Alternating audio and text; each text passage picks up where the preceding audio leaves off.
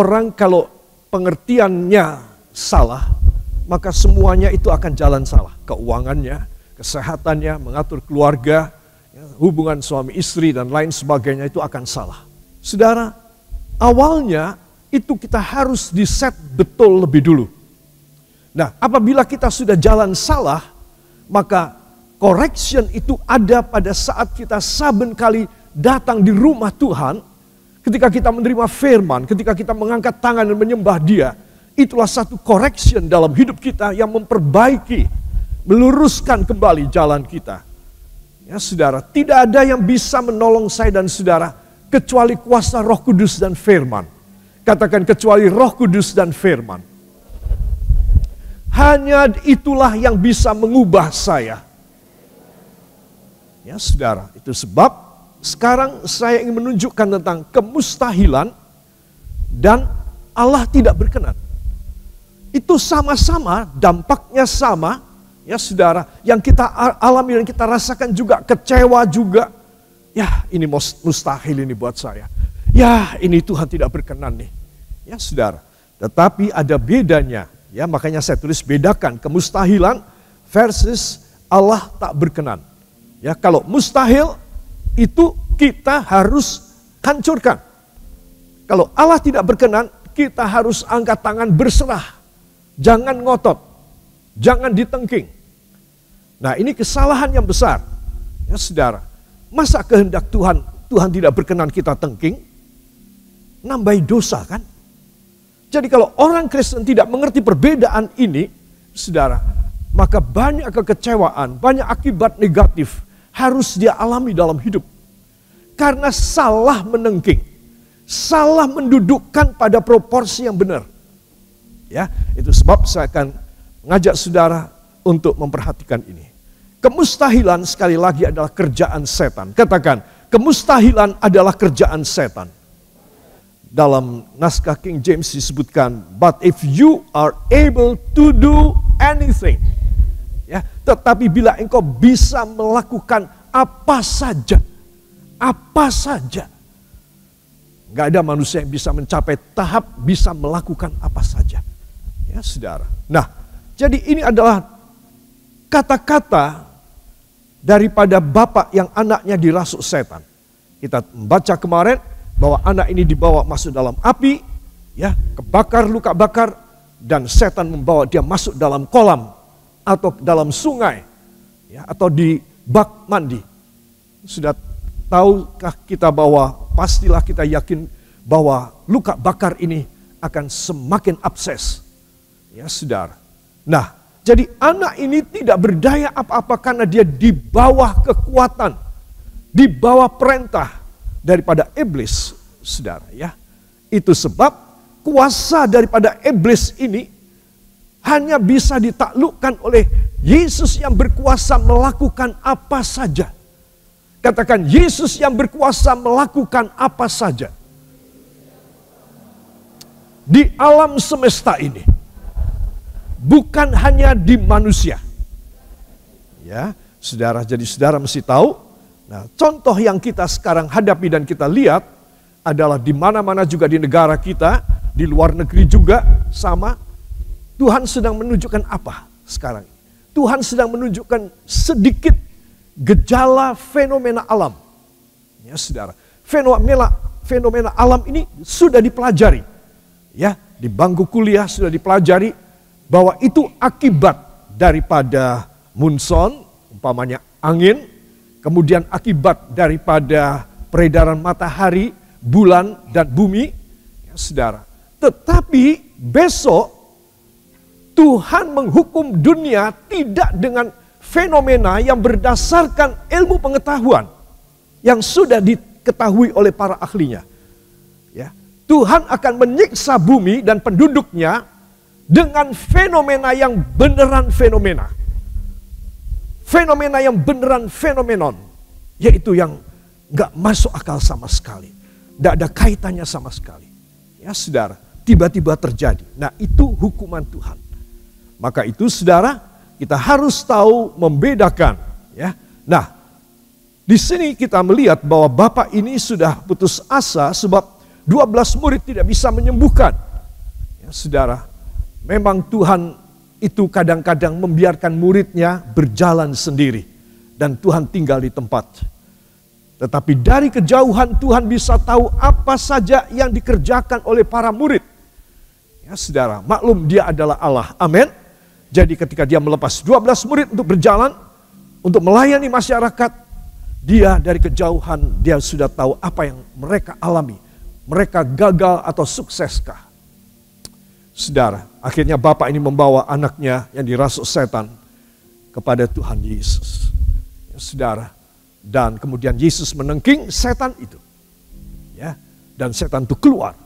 Saudara-saudara, di sini kita melihat bahwa apa yang Tuhan Yesus lakukan itulah bagian warisan buat saya. Warisan buat saudara. Supaya apa? Supaya kita melakukan yang sama seperti Tuhan Yesus lakukan. Jangan yang sama dengan para murid. Mereka tidak mempunyai otoritas. Walaupun mereka sehari 24 jam bersama Yesus. Saudara, tapi mereka tidak menerima turunan kuasa dari Yesus di dalam hidup mereka. Mereka selalu gagal di dalam menyembuhkan orang, mengusir setan dan lain sebagainya. Bayangkan kalau saudara kekurangan firman, saya kekurangan firman. Saya mirip 12 murid, walaupun nama mereka rasul. Itu sebab sekarang masalahnya adalah bagaimana cara saya mengikut Tuhan. Bagaimana cara saudara mengikut Tuhan. Saudara, cara kita mengikut Tuhan adalah seperti anak yang melayani Bapa di sorga. Katakan, cara saya mengikut Tuhan adalah seperti anak yang melayani Bapa di sorga.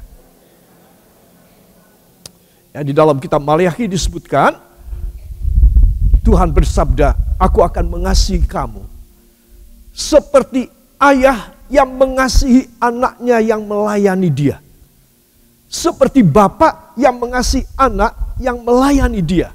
Terus anak ini melayani dia, melayani bapak. Nah, inilah pengikutan yang benar. Ya, saudara, kalau saudara mau dipakai oleh Tuhan, saudara mau diberkati dan dipercayai banyak hal. Saudara, engkau tidak punya jalan kedua dan alternatif. Engkau hanya punya satu jalan saja. Layanilah dia seperti anak melayani bapak. Katakan, seperti anak melayani bapak. Tidak mengenal waktu jam kerja. Tidak membutuhkan gaji dari bapak. Ya, bapak menyerahkan semua warisan pada anak. Coba, tapi anak yang tidak berbudi, dia tidak akan membalas seperti yang saya katakan tadi. Dia hanya melayani bapaknya pada jam kerja seperti pegawai yang lain. Ya, saudara, bahkan di tengah jam kerja pun dia akan dolan, dia akan pergi, dia akan jalan-jalan dan lain sebagainya. Ya, saudara, itu namanya anak tidak melayani bapaknya. Ya, saudara, maka warisan akan dicabut oleh bapak dari anak ini.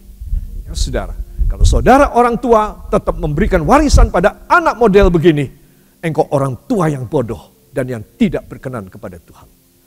Apa sebab? Karena anak ini tidak bisa takut kepada Tuhan. Engkau harus cabut itu warisan. Saudara. Itu sebab saudara dan saya harus tahu bahwa setiap orang itu dituntut pertanggungjawaban oleh Tuhan pada saat dia meninggal nanti.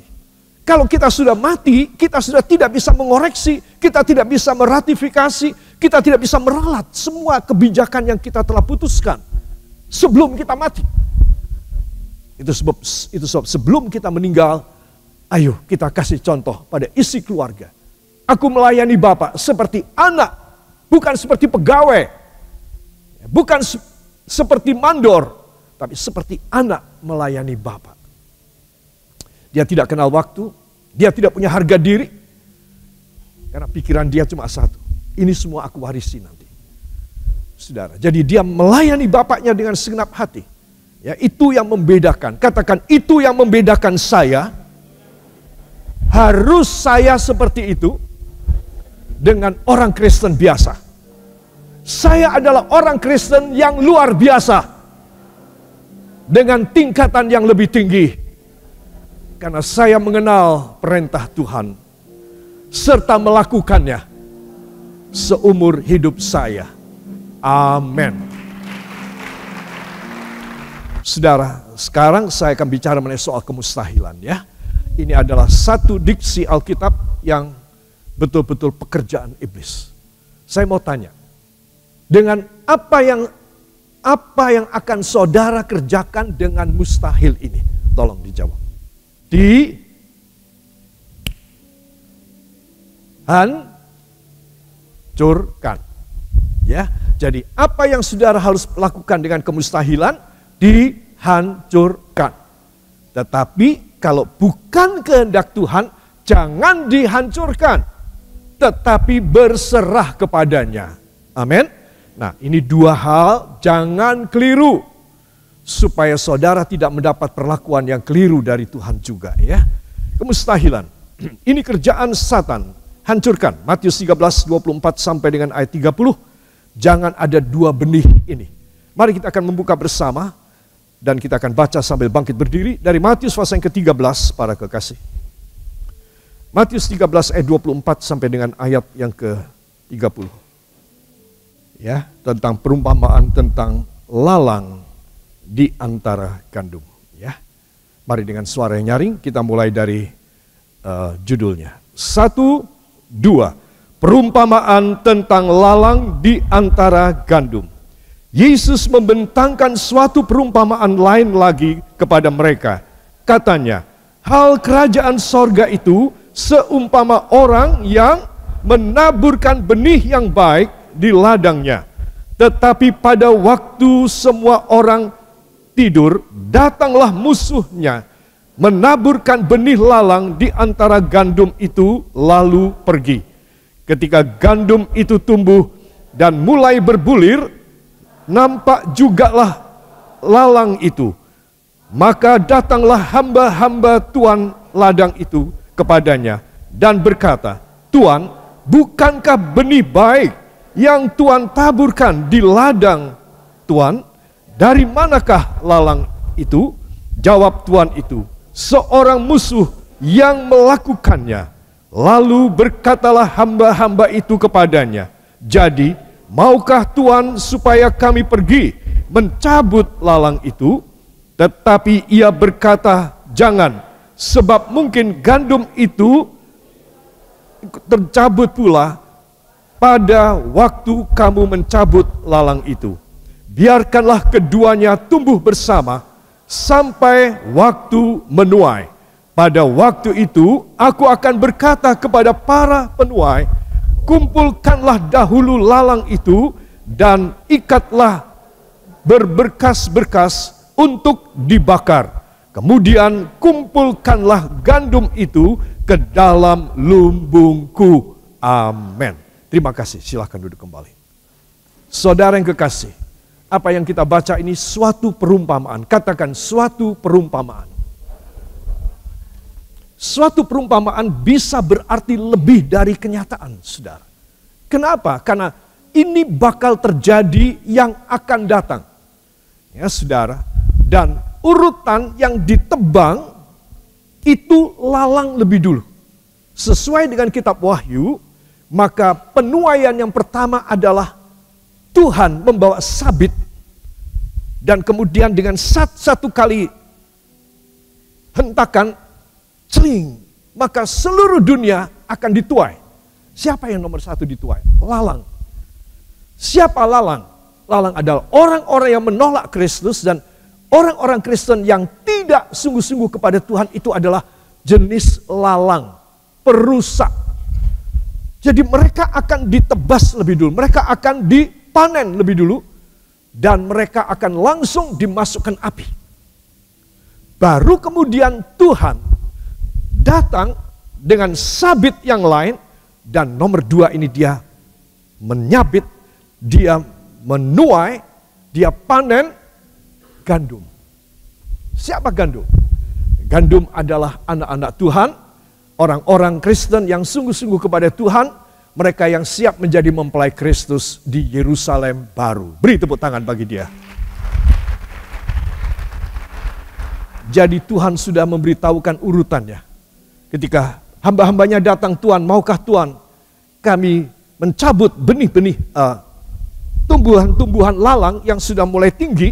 Jangan, kalau kamu mencabut, gandumnya ikut tercabut dan semua pada mati. Nanti saja, pada waktu panen, maka kamu akan memilih lebih dulu mana yang harus dicabut, yaitu lalang lebih dulu, untuk dibakar.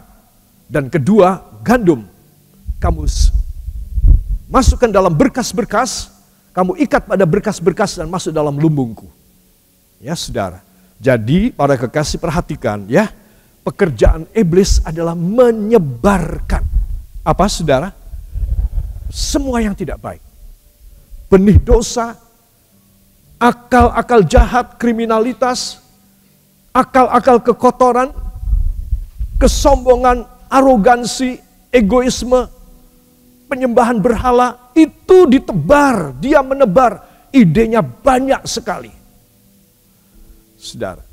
Saudara tahu orang beride di negara kita lalu membuat usaha kecil UMKM, ada berapa banyak UMKM di seluruh Indonesia? 18 juta lebih. Saudara bisa bayangkan, banyak sekali orang mau usaha. Diberi kemudahan. Tapi berapakah yang berhasil? Hanya segelintir saja. Sebagian tidak berhasil. Saudara. Nah, kenapa walaupun pemerintah sudah memberikan suntikan dana, kemudahan, pajak dikurangi, bahkan ada yang digratisin, semua macam sarana dan prasarana diberi, internet diberi, kartu-kartu data pulsa diberi.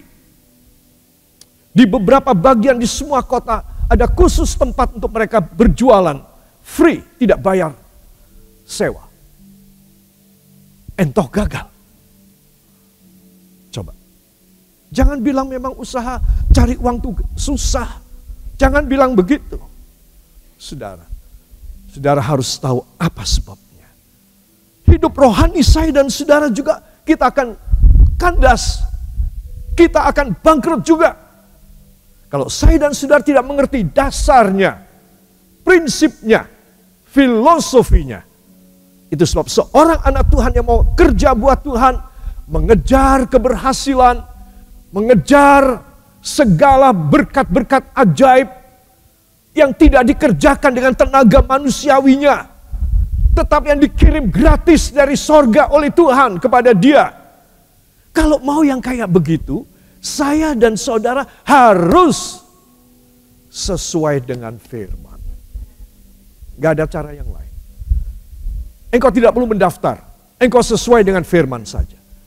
Maka Tuhan otomatis, katakan, maka Tuhan otomatis memberikan pembelaan, jaminan, kesuksesan pada saya. Amin. Saudara, saya berharap supaya kita mengerti. Kapan musuh menebar lalang? Ketika semua orang tidur. Pada malam hari. Ya saudara.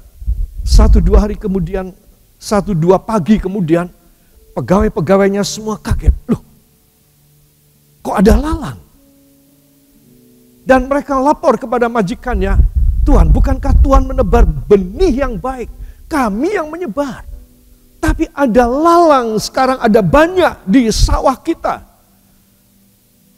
Bosnya bilang, musuhku yang melakukan. Saya mau tanya, siapa musuh Tuhan? Iblis. Itu sebab saudara mesti tahu, ketika kita lengah, ketika kita beristirahat, ketika kita tidak waspada, maka musuh itu selalu akan datang dan menyebar benih-benih lalang. Ya saudara, benih lalang itu tidak usah dibeli dengan uang. Siapa mau ambil? Karena tidak ada orang mau tanam lalang. Ya, saudara, lalang itu dipotong, kemudian dikeringkan pinggir jalan aja, di jalan sawah aja. Sedikit sekali orang membutuhkan biji daripada lalang yang dibuang di pinggir jalan. mereka itu harus jongkok dan mengambil biji-biji lalangnya. Itu pun harus sembunyi. Kalau sampai ada orang tahu, pasti akan ditanya, buat apa kamu ambil biji lalang? Tidak ada satu kegunaan pun, ini biji lalang. Tidak ada yang bisa dipakai apapun. Mau dimakan tidak bisa. Saudara, pasti ada maksud jahat. Itu sebab Yesus berkata, musuhlah yang menebar. Ketika kita tidur, musuh menebar. Biarin aja. Nanti pas panen, kamu potong lebih dulu semua lalang-lalang dan dibakar.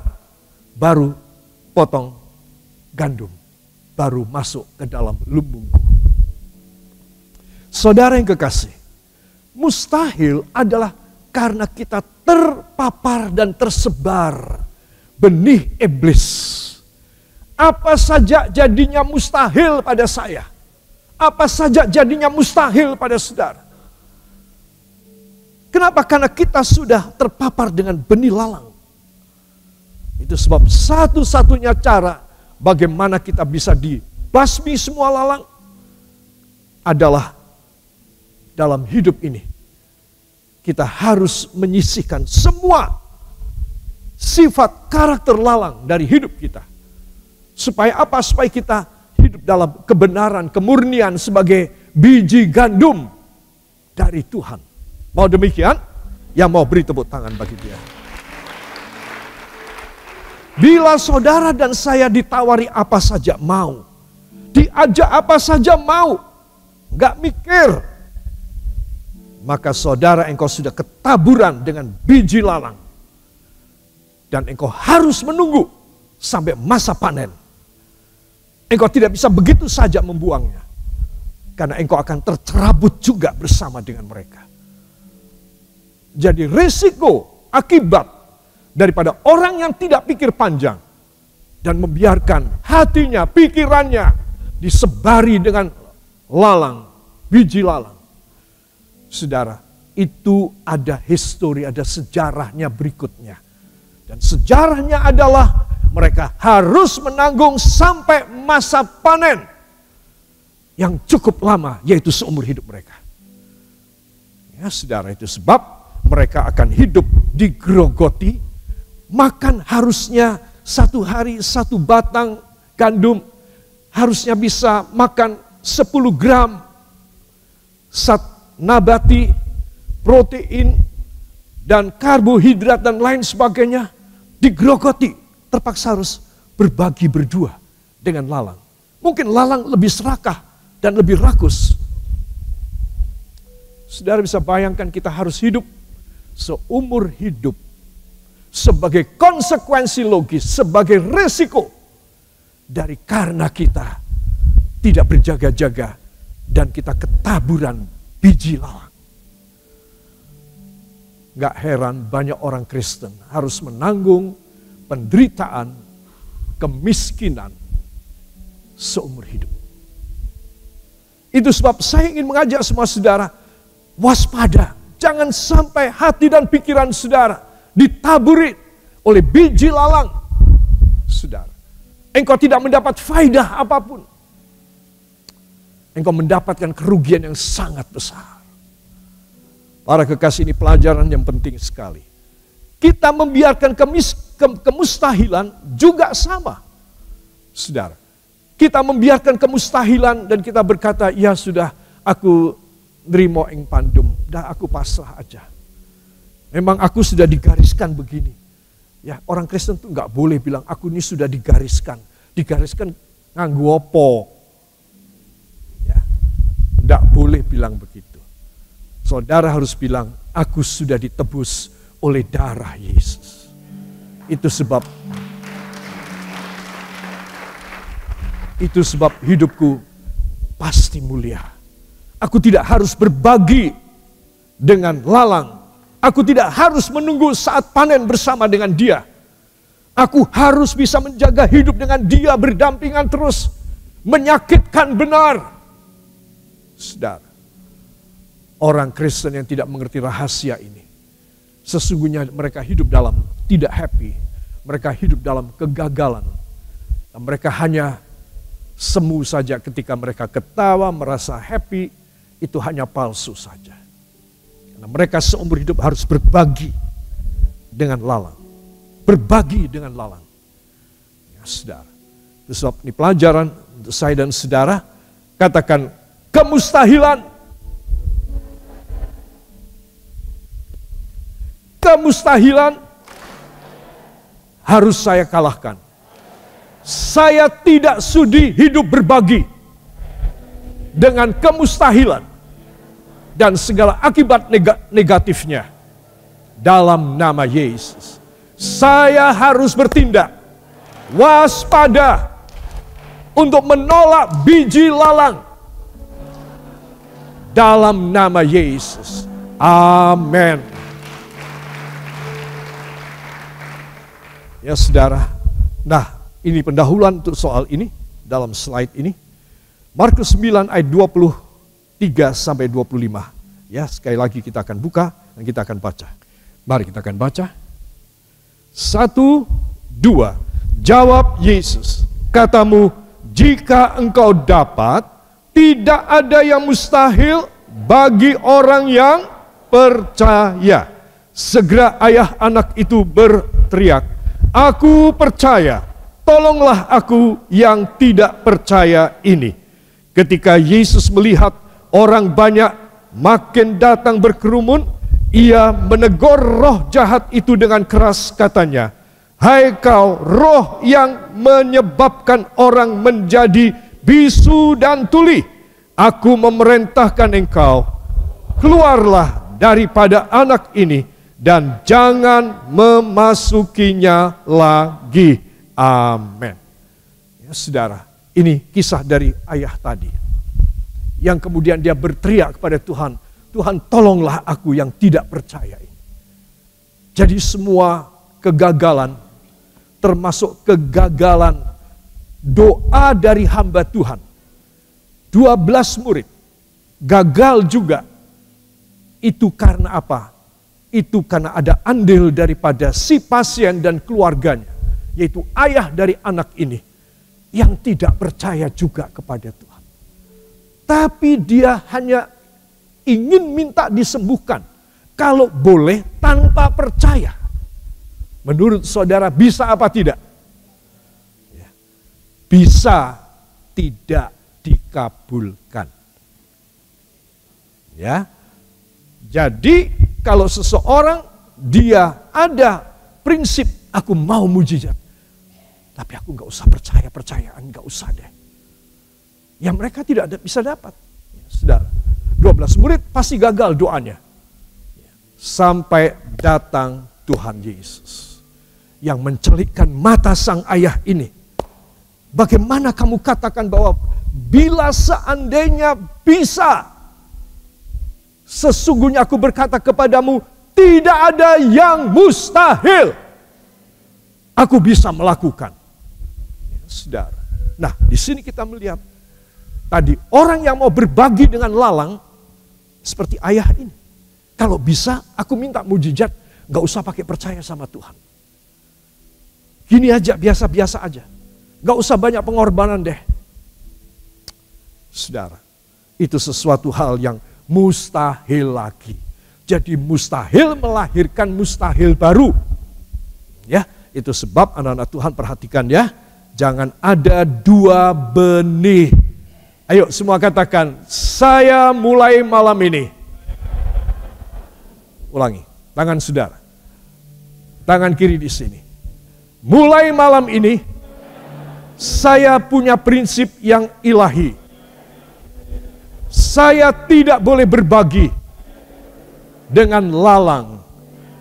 Dalam nama Yesus, saya hanya biji gandum yang baik, yang ditebar oleh Tuhan Yesus. Dalam nama Yesus, hidup saya tidak akan menderita. Hidup saya segera dimuliakan. Dalam nama Yesus. Amin.